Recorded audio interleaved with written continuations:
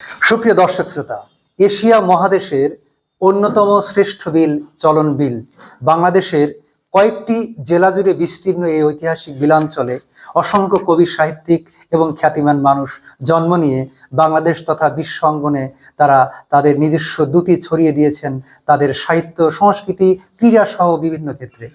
আজ আমরা এসেছি সেই ঐতিহাসিক চলন বিলের একটি ঐতিহাসিক জায়গা, যার নাম নওগাঁ। এটি 3টি উপজেলার সীমান্তবর্তী এলাকা, একটি বিশাল বাজার, এবং এই অঞ্চলটি বিভিন্ন কারণে অনেক বেশি আলোচিত এবং অনেক বেশি বিখ্যাত। তার প্রধান কারণ, এখানে বাংলাদেশের মুক্তিযুদ্ধের একটি গুরুত্বপূর্ণ যুদ্ধ, সম্মুখ যুদ্ধ সংঘটিত হয় এবং সেই যুদ্ধে পাকিস্তানি বাহিনী সম্পূর্ণ পর্যুদস্ত হয় এবং নিহত হয়, এবং মুক্তিযোদ্ধারা কেউ এই যুদ্ধে মারা যাননি। ব্যাপক সফলতার সাথে তারা এই যুদ্ধটি পরিচালনা করেছিলেন উত্তরবঙ্গের লাল সূর্য পলাশডাঙ্গা যুব শিবিরের সর্বাধিনায়ক লতিফ মির্জার নেতৃত্বে। এবং এখানে শায়িত আছেন একজন পীর, হজরত শরীফ জিন্দানি, শাহ শরীফ জিন্দানি। তিনি এখানে শায়িত আছেন এবং এই মাজারকে কেন্দ্র করে বছরে কিন্তু অনেক বড় একটি ওরস এখানে অনুষ্ঠিত হয়। সেই ঐতিহাসিক জায়গায় দাঁড়িয়ে আজ আমরা আপনাদের সামনে যে বিষয়টি উপস্থাপন করব সেটি হচ্ছে চলন বিলের কবি সাহিত্যিকদের নিয়ে এখানে একটি দিনব্যাপী মিলন মেলা আজ অনুষ্ঠিত হলো। এবং এই মিলন মেলায় চলন বিল অঞ্চলের অনেক কবি, সাহিত্যিক এবং লেখক যারা এখানে শরিক হয়েছিলেন, এবং তাদের মধ্যে অনেক জ্ঞানী, অনেক গুণী এবং অনেক প্রখ্যাত ব্যক্তি রয়েছেন।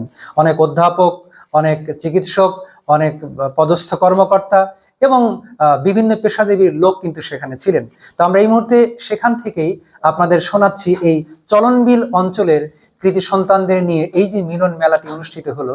এই মিলন মেলার যিনি আয়োজক, ডক্টর খায়রুজ্জামান মুন্নু, তার ঐকান্তিক প্রচেষ্টায় এই মিলন মেলাটি কিন্তু সফল হয়েছে।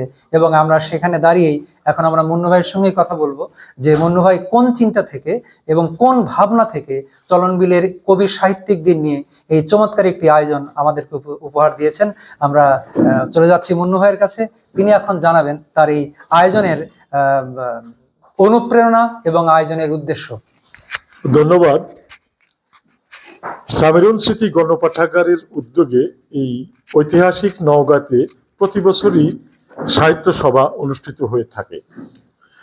এই সাহিত্য সভার মূল বৈশিষ্ট্য হলো যে চলন বিলের 10টি উপজেলায় যারা লেখালেখির সঙ্গে জড়িত, যারা সাহিত্য সাধনায় জড়িত, তাদের এখানে আমন্ত্রণ জানানো হয় এবং তারা এখানে বছরের এই দিনে এসে একটি মিলন মেলা তাদের ঘটে। তারপরে আরেকটি বিষয় যেটি খুবই গুরুত্বপূর্ণ, 10টি উপজেলার যারা বসবাসরত কবি সাহিত্যিকগণ লেখালেখি করে থাকেন, তাদের মধ্য থেকেই একজনকে প্রতি বছর সাহিত্য পুরস্কার ঘোষণা করা হয় তাদের নামে এবং তার হাতে সাহিত্য পুরস্কার তুলে দেওয়া হয়। এটি জামাল উদ্দিন সাহিত্য পুরস্কার নামে আমরা অভিহিত করে থাকি। দর্শক, আমরা শুনছিলাম যে এটি জামাল উদ্দিন সাহিত্য পুরস্কার। তো আমরা ডক্টর খায়রুজ্জামান মুন্নু সাহেবের কাছে জানতে চাইব যে এই পুরস্কারটি আসলে কোন মানদণ্ডে আপনি নির্বাচন করেন যে পুরস্কারটি কে পাবেন, আর পুরস্কার হিসেবে কি কি দেওয়া হয় যদি একটু উল্লেখ করেন। আমরা চলন বিলে বসবাসরত যে সমস্ত কবি সাহিত্যিক আছেন তাদের কাছ থেকে কোনো আবেদন গ্রহণ করি না। এটা তৃণমূল পর্যায়ে আমরা আমাদের সামিরুন স্মৃতি গণপাঠাগারের যে পুরস্কার মূল্যায়ন কমিটির সদস্য আছেন তারা গমন করেন এবং তাদের নেপথ্য থেকে তাদের প্রকৃত সাহিত্য সাধনার স্বরূপটি আমরা নির্বাচন করি। আর পুরস্কার প্রাপ্তির জন্য যে বিষয়গুলো সেটি হলো সংশ্লিষ্ট সাহিত্যিক চলন বিলের প্রকৃতি, প্রত্ন, জীববৈচিত্র্য নিয়ে কতটুকু আলোকপাত করেছেন তার প্রকাশিত গ্রন্থে। তারপরে আরেকটি বিষয় যে চলন বিলের যে প্রেম এবং চলন বিলের সেকাল এবং একাল নিয়ে কতটুকু তিনি তুলে ধরেছেন তার গ্রন্থে, এর ঐতিহাসিক পটভূমিকা এবং চলন বিলের যে বর্তমান অবস্থা সেইটিকে নিয়ে তার লেখায় কতটুকু আলোকপাত হয়েছে তার সংশ্লিষ্ট গ্রন্থে। ধন্যবাদ। আমরা বুঝতে পারলাম যে এখানে আসলে চলন বিলের লেখকদের ভেতর থেকেই নির্বাচন করা হয়, তবে নির্বাচন প্রক্রিয়াটা কিন্তু অভিনব। আমরা দেখতে পাই যে দেশের বিভিন্ন যে পুরস্কারগুলো দেয়া হয় সেখানে আবেদন আহ্বান করা হয় বা গ্রন্থ জমা দিতে হয় বা সেখানে অ্যাপ্লিকেশন করতে হয়, এরকম ব্যাপার থাকে। কিন্তু এইখানে কিন্তু বিষয়টি তেমন নয়। ওনারা স্বপ্রণোদিত হয়ে যারা এতদ অঞ্চলের সাহিত্য চর্চা করছেন তাদের প্রকাশিত গ্রন্থাবলী সংগ্রহ করে সেগুলো তারা পাঠ করে মূল্যায়ন করেন। অতএব বিষয়টি কিন্তু একটু ব্যতিক্রমী এবং প্রকৃতার্থে প্রশংসার দাবিদার।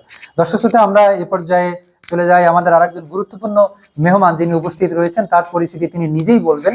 এবং এই যে আজকের এই অনুষ্ঠান চলনবিলের কবিদের প্রাণের উচ্ছ্বাস এবং প্রাণের সম্মিলন, এই সম্মেলনের অন্যতম কর্ণধার তিনি এবং এই সামিরন চিঠি পাঠাগার। এই সামিরন চিঠি পাঠাগারটা কেন হয়েছে, সামিরনটা আসলে কে, খুব ছোট্ট করে আমরা এখন শুনবো আমাদের মেহমানের কাছ থেকে। আসসালামু আলাইকুম সুধী দর্শক মণ্ডলী, আমি এই এলাকার সন্তান। আমার নাম মোহাম্মদ রফিকুল ইসলাম। আমি assistant commissioner of customs, Hazrat Shahjalal আন্তর্জাতিক বিমানবন্দরে বর্তমানে কর্মরত। আমি এই এলাকার সন্তান এবং এই এলাকায় জন্মগ্রহণ করে আমি নিজেকে ধন্য মনে করি। মূলত এখানে সামিরন পাঠাগার, সামিরন হলো এই এলাকার একটা বাক প্রতিবন্ধী মহিলা, একজন নির্যাতিত, ৭১-এ মুক্তিযুদ্ধের সপক্ষে কাজ করা এবং রাজাকার বিরোধী এবং মুক্তিযুদ্ধের সপক্ষে সহযোগিতা করা একজন বিদ্রোহী মহিলা। এই বিদ্রোহী মহিলা একজন বাক প্রতিবন্ধী, যার কারণে তাকে পাগল বলে সম্বোধন করত এই এলাকার লোকজন। তাকে কেন্দ্র করে একটি পাগল বা একটি সমাজের অবহেলিত একটা মানুষ যে সমাজের জন্য অনেক কিছু করতে পারে, মুক্তিযুদ্ধের জন্য অনেক কিছু করতে পারে, দেশপ্রেমতার জন্য অনেক কিছু করতে পারে, নিজের জীবন উৎসর্গ করতে পারে, তাকেই কেন্দ্র করে এবং তার উপলক্ষে তার নামকে ব্যবহার করে আমরা এখানে একটা এই সামিরন পাঠাগার করেছি, যার মাধ্যমে চলনবিল এলাকার সাহিত্য সমাজ এবং চলনবিল এলাকার লেখালেখির মধ্যে জীববৈচিত্র্য নিয়ে যারা তুলে ধরে, চলনবিল এলাকাকে নিয়ে যারা ভালোবাসে, চলনবিল এলাকার উপরে যারা লেখালেখি করে, তাদেরকে আমরা বাৎসরিক একটা অনুষ্ঠানের মাধ্যমে পুরস্কৃত করে থাকি।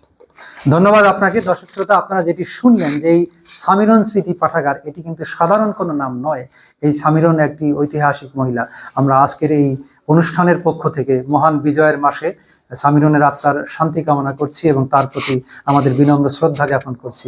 মুক্তিযুদ্ধের সপক্ষে তিনি কাজ করেছেন এবং তিনি মানসিকভাবে ভারসাম্যহীন ছিলেন। এই কারণে তাকে স্মরণ করে আমরা কিন্তু পাঠাগার কার নামে বানাই? বড় ধনাঢ্য ব্যক্তি, অনেক রাজা বাদশাহ জমিদার অথবা যার অনেক টাকা পয়সা। কিন্তু এইখানে দেখেন কি চমৎকার ঘটনাটি ঘটেছে যে একজন পাগল মানসিক প্রতিবন্ধী, তার নামে একটি পাঠাগার। এই প্রশংসাটি, এই উদ্যোগটি সত্যি প্রশংসনীয়। আমরা আপনাদের অসংখ্য ধন্যবাদ জ্ঞাপন করছি। দর্শক শ্রোতা, আজকের এই অনুষ্ঠানে সুদূর রাজধানী ঢাকা থেকে আমাদের সঙ্গে সংযুক্ত হয়েছেন এবং তিনি অত্যন্ত আন্তরিকভাবে আমাদের এই অনুষ্ঠানকে উপভোগ করেছেন। আমরা তার পরিচয় এবং তার কাছ থেকে শুনবো যে আমাদের আয়োজনটি কেমন লাগলো, যদি ছোট্ট করে একটু আমাদের বলেন। শুভ সন্ধ্যা। আমি একজন শিক্ষক, আমার বাবা একজন কবি। আমার এখানে আসার উদ্দেশ্য হচ্ছে এই অনুষ্ঠানে অনেক কবিদের আমি দেখলাম সকাল থেকে, এবং এইখানে আসার উদ্দেশ্য হচ্ছে আমার 3 জন কবিকে, প্রয়াত কবিকে উৎসর্গ করা হয়েছে অনুষ্ঠানটি, এবং একজন কবিকে সম্মাননা দেয়া হয়েছে। আমার বাবা খালেক সুজন একজন কবি। আমি আসলে আজকে দেখছিলাম যে আমাদের দেশের ইতিহাস, ঐতিহ্য, সংস্কৃতি সবকিছুই তো আসলে ফুটে ওঠে আমাদের শিল্পর মধ্যে দিয়ে। আর কবিতা হচ্ছে আমাদের একটা প্রতিবাদের ভাষা। গান, কবিতা, আবৃত্তি এগুলো আমাদের প্রতিবাদের ভাষা।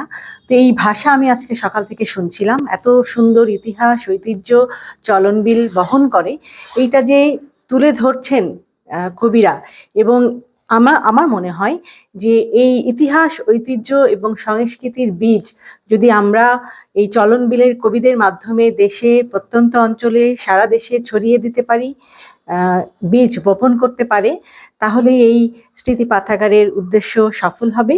এজন্যই আমি শুনে আসলে ঢাকা থেকে এসেছি সারাদিনের জন্য। আমি প্রচণ্ড কৃতজ্ঞ, ভালোবাসা এবং শ্রদ্ধা জানাচ্ছি যারা এই আয়োজনটি করেছেন। ধন্যবাদ। ধন্যবাদ ম্যাম আপনাকে। দর্শক শ্রোতা, শুনলেন যে আজকের অনুষ্ঠানটি 3 জন প্রয়াত কবিকে উৎসর্গ করা হয়েছে। তার একজন হচ্ছেন ওনার পিতা, এবং তিনি একনিষ্ঠ একজন সাহিত্য সেবক বা কবি ছিলেন। আমরা তিনি সহ আরো দুজন কবি, যে তিনজন প্রয়াত কবির নামে অনুষ্ঠানটি উৎসর্গ করা হয়েছে, তাদের তিনজনের আত্মার প্রতি আমি শ্রদ্ধা নিবেদন করছি। সেই তিনজনের নামও আমি স্মরণ করছি। এখানে রয়েছেন কবি হারুনুর রশিদ, প্রয়াত, চলনবিল অঞ্চলের প্রতাপ গ্রামের অধিবাসী ছিলেন তিনি। এরপরে প্রয়াত কবি সুলতান মাহমুদ, তিনি মোহনপুর গ্রামের অধিবাসী ছিলেন। এবং প্রয়াত কবি খালেক সুজন, যার কন্যা আপনাদের সঙ্গে কথা বললেন। এই তিন প্রয়াত কবি যারা তাদের সমগ্র জীবন সাহিত্য সেবায় একনিষ্ঠ ছিলেন, তাদের প্রতি অনুষ্ঠানটি উৎসর্গ করা হয়েছে। আমাদের মঞ্চে আরো অনেককেই আপনারা দেখতে পাচ্ছেন। আমরা একটু ছোট করে জাস্ট শুধু পরিচয়টা জানবো। ডানে রয়েছেন আমাদের আরিফ, কবি আরিফ, উনি জিন্দানি কলেজের পদার্থবিজ্ঞান বিষয়ের শিক্ষক। তার সঙ্গে ওনার পত্নী রয়েছেন, তিনিও কবি। তার পাশে আমাদের একজন অধ্যাপক রয়েছেন।